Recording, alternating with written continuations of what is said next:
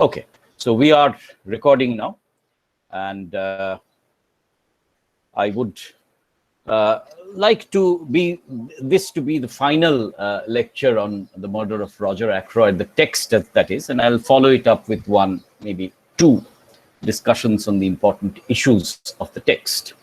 Now, yesterday we had talked about the multiple narratives that a detective fiction has, the story of the committing of the crime and the story of the finding of the crime. We have suggested that there are two crimes here. One is the crime of blackmailing Mrs. Ferris leading to her death, and the other is the murder of Roger Ackroyd. We've suggested that there are three authors here. One is the author, Dr. Shepherd, who keeps her diary, and the other is Hercule Poirot, who writes the story, or who exposes the story at the end. And of course, above everybody is Agatha Christie, who is presenting the story to the reader.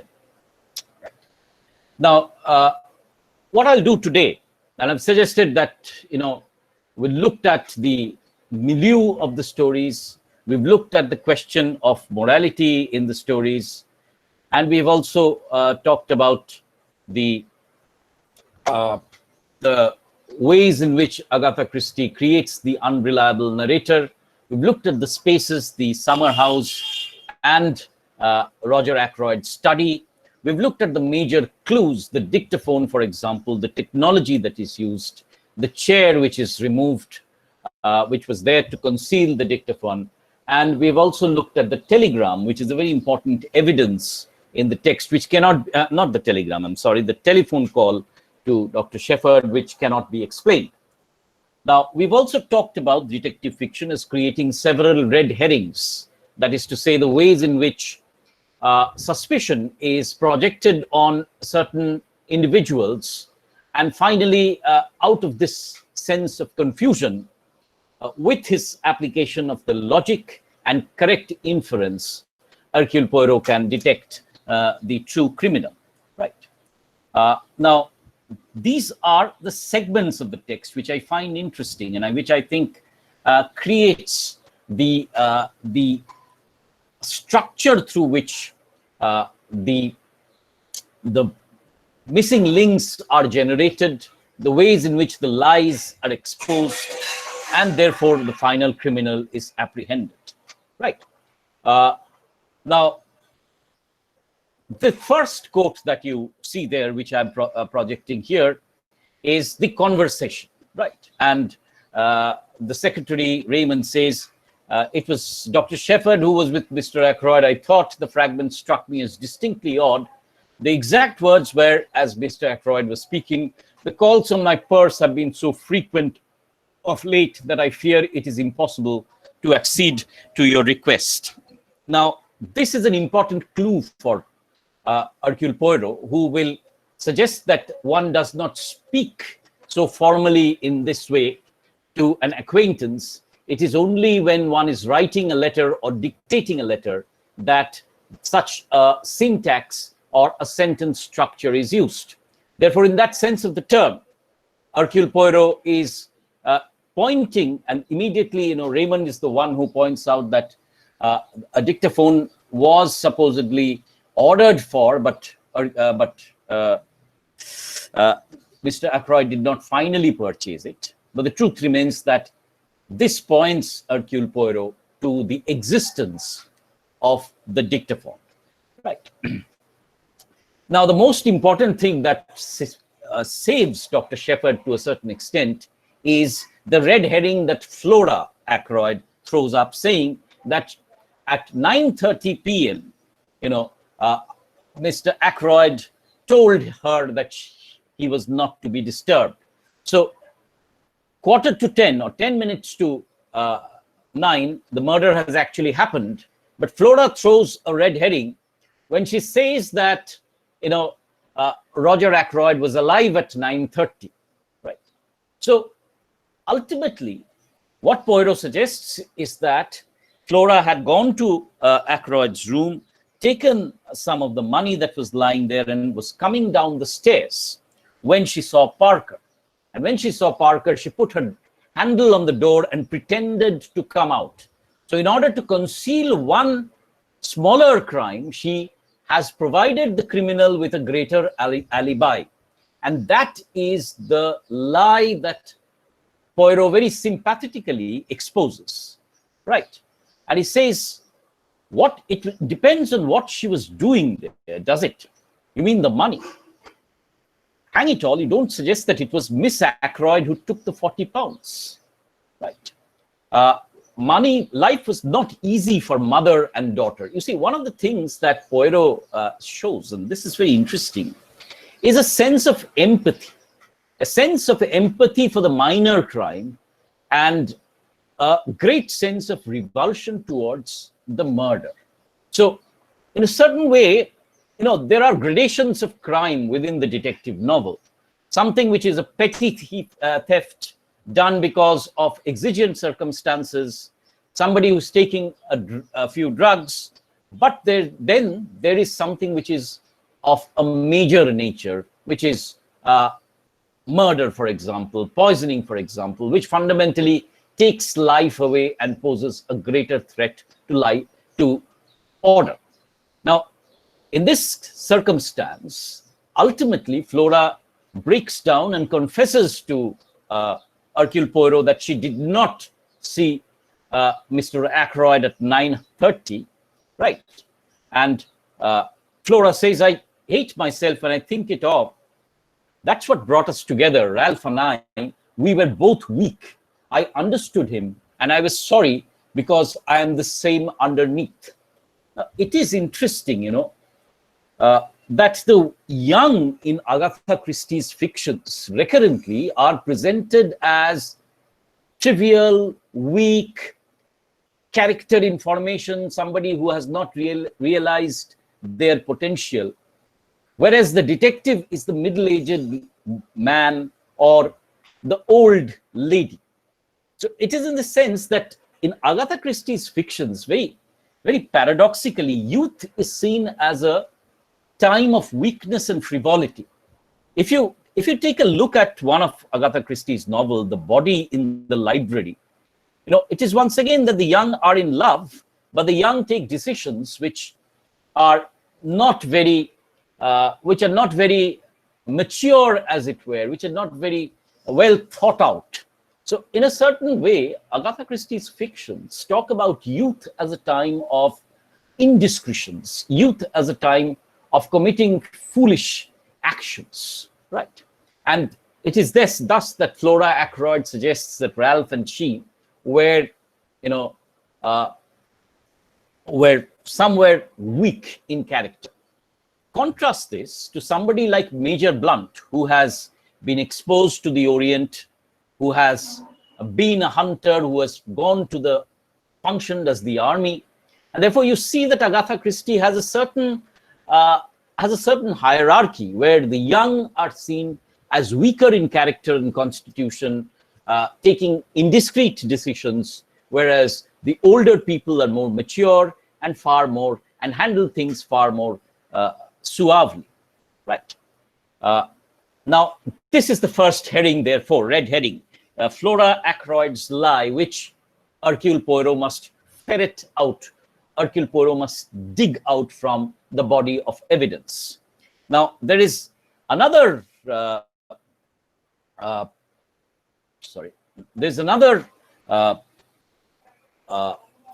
red heading, is the man whom Dr. Shepherd meets when he's leaving Ackroyd's house.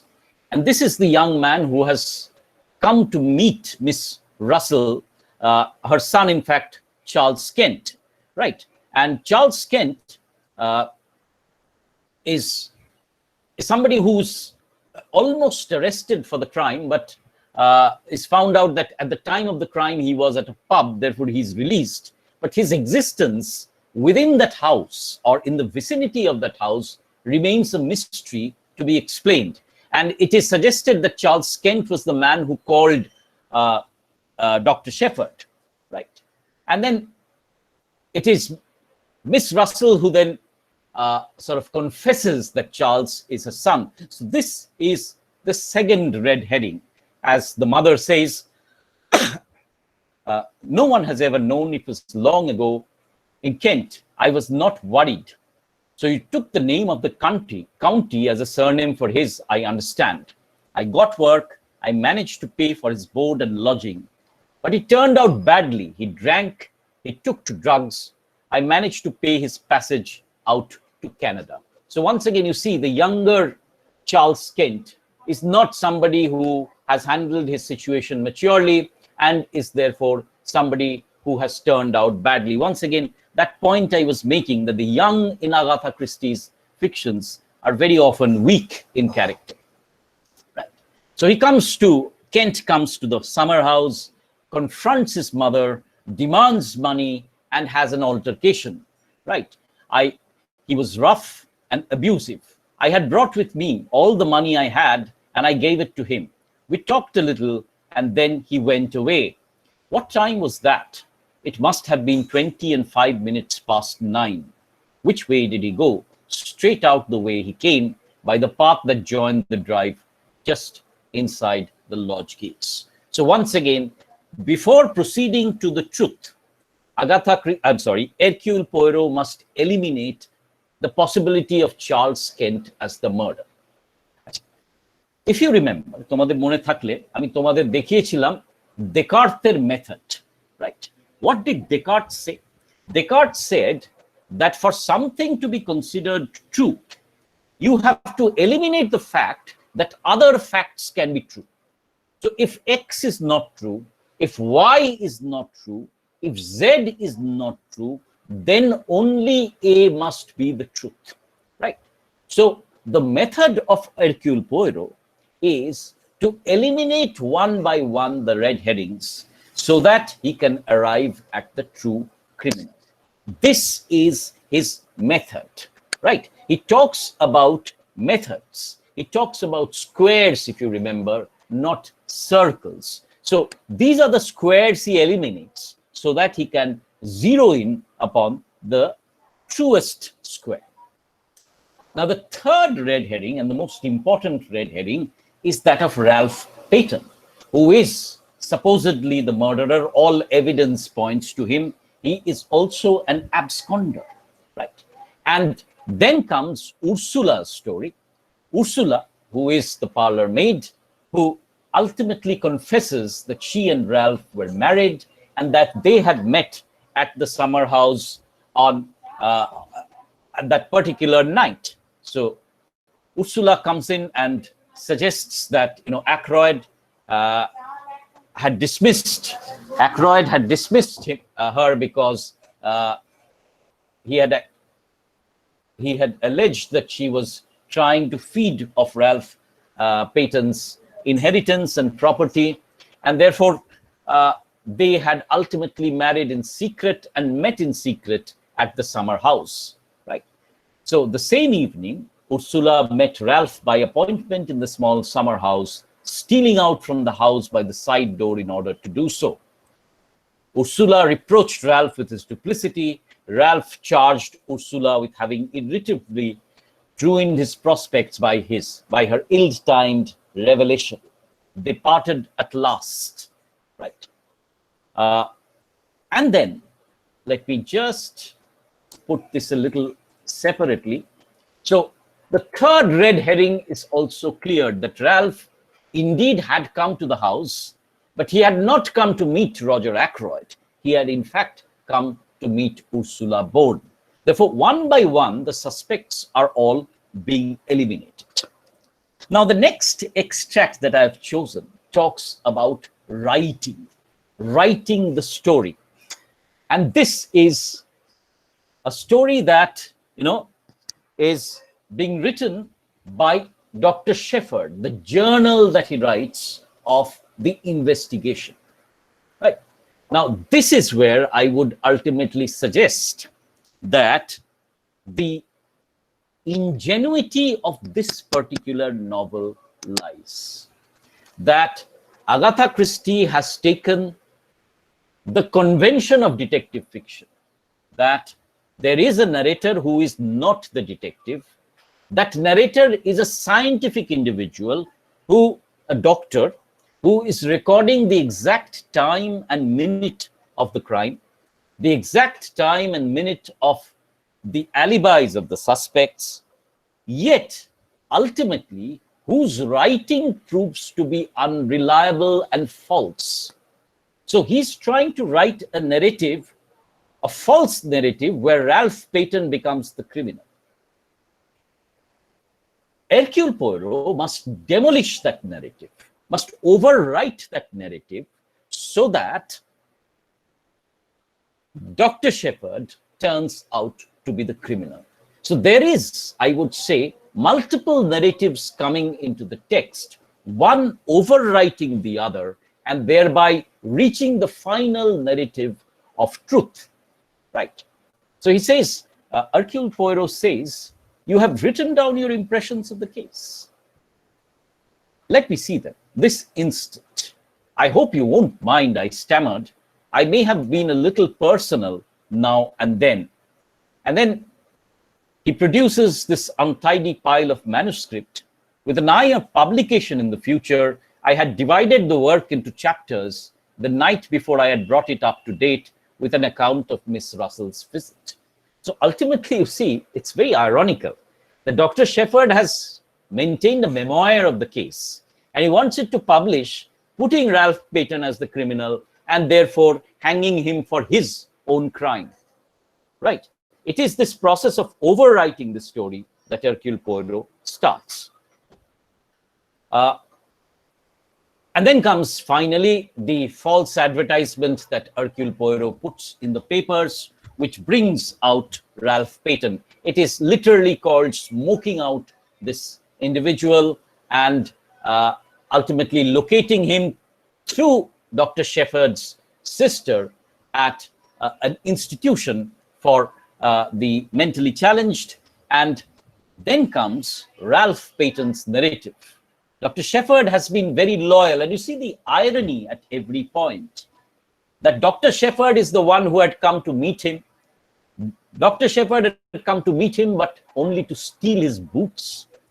Dr. Shepherd had advised him to lie low in the institution because he wanted all the suspicion to fall on Ralph Payton. And Ralph Payton thinks that Dr. Shepherd has been very loyal to him. The irony where Dr. Shepherd is creating this counter narrative where Ralph is the criminal, right? He has stood by my side through thick and thin. He did what he thought was best, right? Yes, he did. You see, that this is the unreliable narrator. At every point of time, there is an ironic undertone within whatever Ralph Payton suggests. I see now from what Monsieur Poirot has told me, it was not really the best. I should have come forward and faced the music. I knew nothing of what was going on. And then Poirot adds very dryly, and you have to understand the humor here, the very dry humor. Dr. Shepherd has been a model of discretion. Discretion key, somebody who can sort of keep the facts to himself. So it is very ironic. Dr. Shepherd has indeed kept the facts to himself. He has kept the fact of the entire murder and his attempt to frame somebody else on himself. But me, he says, and Poirot, this is the detective, I uncover all the little secrets. So these are the little secrets that will lead to the bigger secret. If all the little secrets are uncovered, only secret that remains is the bigger secret. It is my business. Now we can have your story of what happened that night, said Raymond impatiently. This is what is called the grand finale, the denouement of the text, right? And this is how Poirot explains the final resolution of the case. This is his narrative. You see, this detective has the last narrative to himself. The earlier narratives are told by Hastings or Watson or the assistant, but only the detective has the right, has the heroic position to explain his method, his way of thinking, and thereby exposing the trick. Now, you see, in many ways, you can almost see a magician within the detective. The detective is a magician because he does not fall back. No magician will, of course, fall back upon what is impossible, right? If you've seen a show by P.C. Sarkar, he will always say that magic is just science, right? It is a way of presenting things differently. It is a way where your attention is drawn to something else, whereas the magician does the trick somewhere else, right? Therefore, in detective fiction too, this is true, that your attention is fixed on some other person or circumstance, while the detective alone has the critical acumen, has the sight, has the gaze, has the insight rather, to look into the heart of the matter, to look into the truth, as it were, which is naked before him. Right? Therefore, this is his methodology, logic by logic. The same facts are available to the audience, but they cannot, they are distracted by the false red herrings. Only the detective can see. If you see, we talk about detective fiction as the story of the Enlightenment. It is true that the detective ultimately shines the light of reason onto darkness of untruth and brings out the truth. It is in this sense that he is the ultimate cerebral hero, the protagonist of the Enlightenment, along with the scientist. The scientist seeks evidence and finds the truth. In terms of the crime, in terms of forensics, the detective finds out the evidence and then finds out the truth. So this is the methodology. I satisfied that the call could not have been sent by anyone in the house, right? And therefore, I concluded that the telephone call must have been made by an accomplice. A accomplice to somebody who was a patient of Dr. Shepherd, who was leaving by the train, and whom Dr. Shepherd had asked to call him, knowing fully well that he would probably have to commit the murder when he went to Roger Ackroyd's house. I examined the motive for the call. You see, this is very important. What is the motive? Right. Here, there are apparently two motives. One, the money of Roger Ackroyd, which is an important motive, no doubt, and therefore Ralph Payton is the suspect. But more importantly, it is the exposure of the truth from Roger Ackroyd, the blue envelope, where Mrs. Ferrers had written the story. It is that which provokes the crime. I could only get at it by judging its result, which was that the murder was discovered that night instead of, in all probability, the following morning. Right? Nobody would have been likely to go into the study that night. But then comes, so point number one is, why the call? Answer, the murder had to be discovered at that particular moment. What was the importance of the murder being discovered at that particular moment is the next question. That there was something, that the murderer had to be present there. What happened if the murderer had to be present there? He could have removed something in the vicinity of the crime space. And then comes the question, what was removed? And then comes the question, the dictaphone. Why was the chair put in such an odd position? The chair was put in such an odd position because it concealed the dictaphone from Parker, who was entering the room with Dr. Shepherd. This is the graded way in which, through several questions and a logical pattern of thought, the detective comes to understand the truth. Right? And he says, the chair pulled out from the wall is the second factor. Dr. Inspector Raglan dismissed that as of no importance. I, on the contrary, have always regarded it as the supreme importance.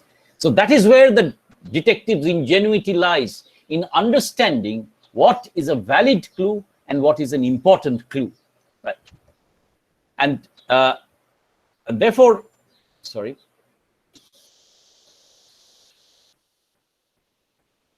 Right. So you two have my first idea, and then suggests that the chair was probably concealing the window. No. Supposing there had been something on that table not intended to be seen, and immediately I had my first shadowy suspicion of the truth.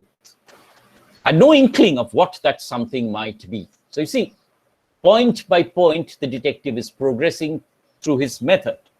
So we shall get a step further. And then he talks about who the ultimate, is getting a glimpse of the murderer.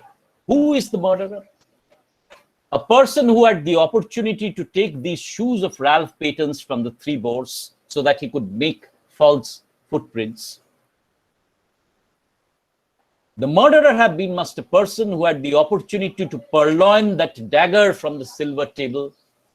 Dr. Shepherd does that earlier during the night, or even probably before, sometime before the dinner had been announced. A person who knew Ackroyd well enough that he had purchased a dictaphone, so a close friend or a secretary. A person who was of a mechanical turn of mind, somebody who could tinker around with that dictaphone, with the opportunity to take the dagger from the silver table, who had with him, and very important, this is a very important clue, a receptacle, bag, which is suitable for hiding the dictaphone, such as a black bag, and who had the study to himself for a few minutes after the crime was discovered. So they break open the door, Parker and Dr. Shepherd. They see Roger Ackroyd murdered. Dr. Shepherd asks Parker to call the police. When he has gone, he takes the dictaphone, puts it into his bag, and then walks out of the house with the dictaphone and disposes it somewhere else. Right. So it is, in fact, and this comes the climax, in fact, Dr. Shepherd. This is the denouement. This is the moment of exposure. This is where the trick comes to the foreground. And then comes this question, as I put out, this question of crime and punishment, and the detective as the agent of retribution, of social retribution, right? You think not, he says. Remember what I said. The truth goes to Inspector Raglan in the morning. But for the sake of your good sister, I am willing to give you the chance of another way out.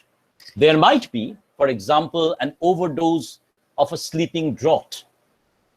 But Captain Ralph Paton must be cleared. I should suggest that you finish that very interesting manuscript of yours, but abandoning your former reticence. So Hercule Poirot is forcing Dr. Shepherd to confess to his crime and to commit suicide.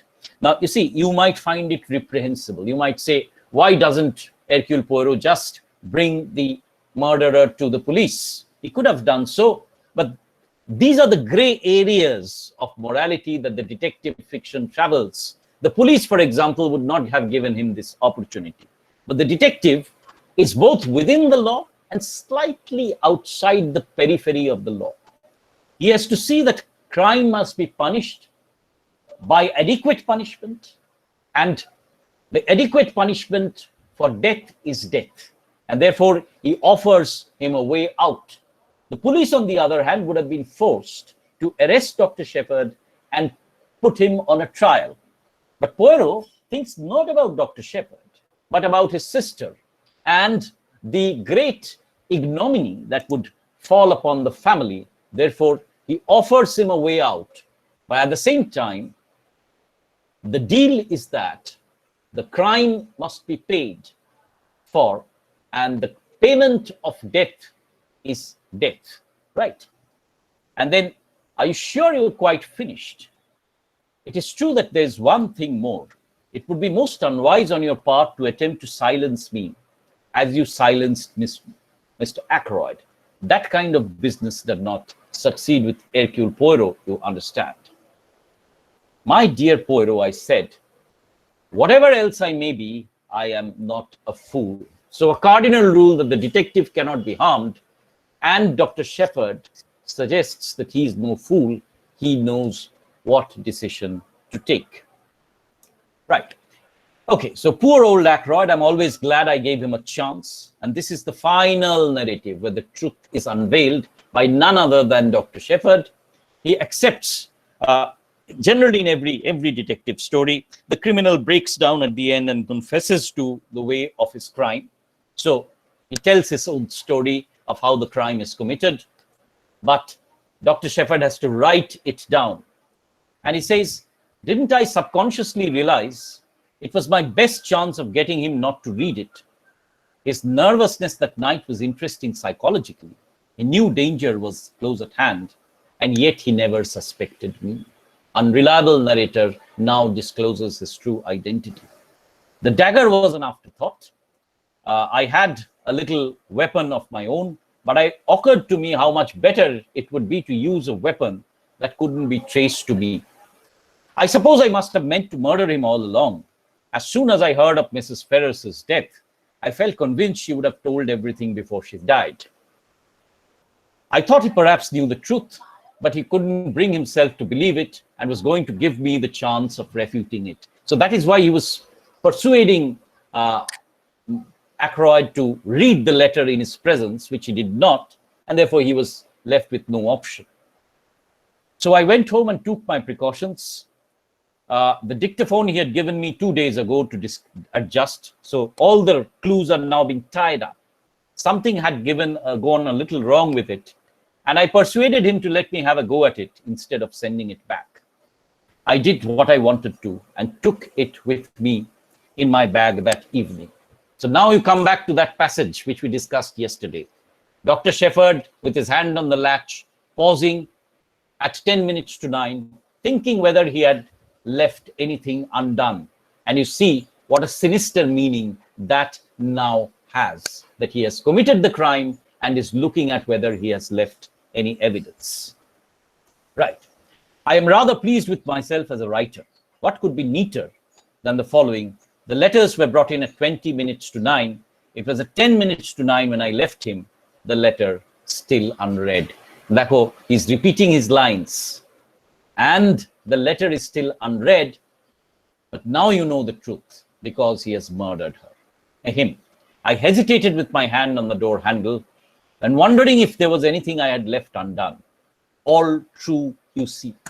So he's now exposing that there are two sides of this narrative. One is the apparent meaning and the other is the real meaning.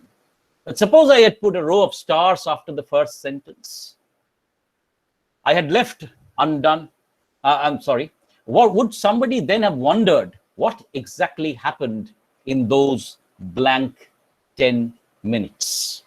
Right. So the letters were brought in at 20 to 1, 9, 3, and there are some blanks. And then at 10 to 9, I closed the door. Right. So in a certain way, this is metafictional also. Agatha Christie is suggesting that, this process of writing the crime is a very important part of the detective fiction. The detective writes the crime, the criminal also corroborates it now. Right. My greatest fear all through has been Caroline. I have fancied she might guess. And this is what has given rise to the fact that, there is a suggestion, there is a critical school which says that Caroline is the real criminal and that she knew that Mrs. Ferrars was blackmailing, she was the one who was blackmailing Mrs. Ferrars, and Dr. Shepherd takes on the blame on himself to protect the sister. But that I think is rather outrageous and outlandish, right? But Caroline, no doubt, is a shrewd woman who, through gossip and intuition and her own feminine intelligence, comes to realize what Dr. Shepherd is capable of, and she knows her brother very intimately. Curious the way she spoke that day of my strain of weakness. Well, she will never know the truth. There is, as Poirot said, one way out. So ultimately, you see, the truth is not told to other people. The truth is told only to certain individuals, the reader, for example, whereas the other people in the story do not know the truth. They only will know that Ralph Payton has been cleared. The truth will be known only to Hercule Poirot, the reader, and Inspector Raglan. When I've finished I can trust him, and Inspector Raglan will manage it between them. I should not like Caroline to know she's fond of me, and then too she's proud. My death will be a grief to her, but grief passes. When I've finished writing, I shall enclose this whole manuscript in the envelope and address it to Poirot. And then what shall it be? Veronal. It would be a kind of poetic justice. You see, the novel closes with this concept of justice. Justice against the crime committed. An eye for an eye. Death for a death. Suicide for someone who has provoked suicide and murdered. Not that, but then you see, once again, the criminal does not have remorse, as I said. Not that I take any responsibility for Mrs. Ferris's death. It was a direct consequence of her actions. I feel no pity for her. So you see, the criminal does not have any moral compunctions about the crime. He just has compunctions of the exposure that it will cause to her sister. But for the crimes that he has committed, he has no moral compunction. That we cannot repent.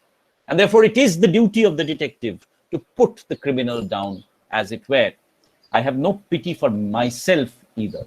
So he knows, and Dr. Shepherd knows the consequences of his actions, and therefore he's ready. He does not self-justify himself. He says, I did the crime. I tried to get away with it. I was exposed. My sister might be exposed. Therefore, I will commit suicide and get her out of the scrap. So let it be veronal. And then comes this question that I would have written my story my own way, the story of the crime, the first story. But then came Hercule Poirot, and he decided to write the story in his own way.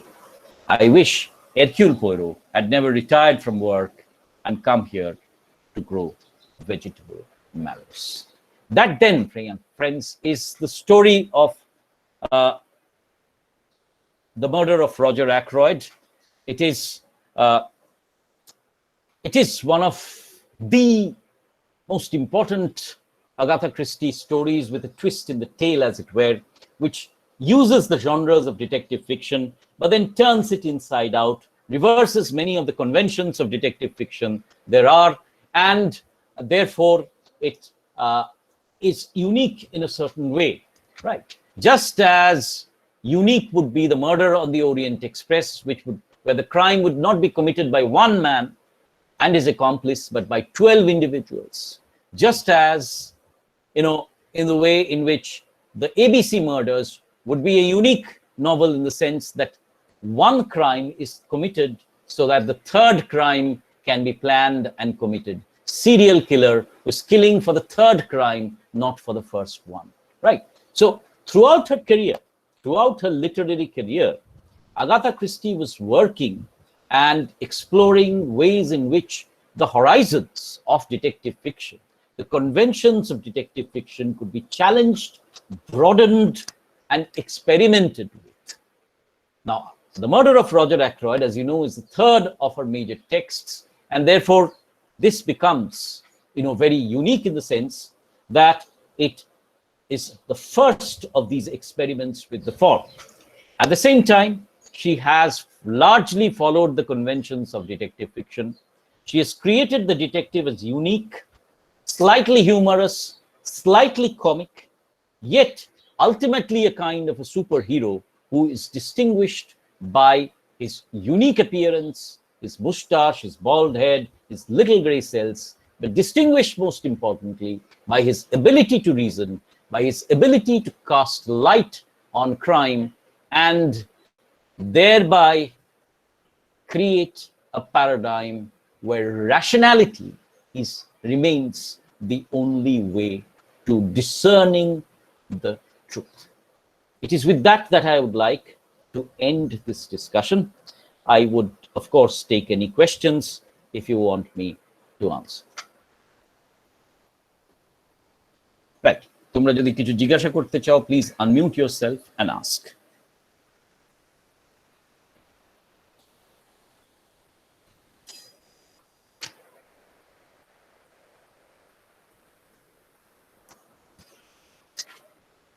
কেউ কিছু বলবে?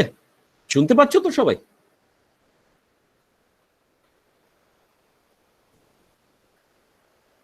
একজন একটু বলো যে শুনতে পেয়েছো, না হলে তো আমি ধরে নেবো তোমরা। হ্যাঁ, শুনতে পেয়েছি। আচ্ছা, যদি কোনো প্রশ্ন থাকে বলো, নাকি আরেকবার শুনে নেবে এবং পরবর্তী ক্লাসে জিজ্ঞাসা করবে, রাইট? আচ্ছা শোনো, এবার I will sort of with your permission now turn off the recording.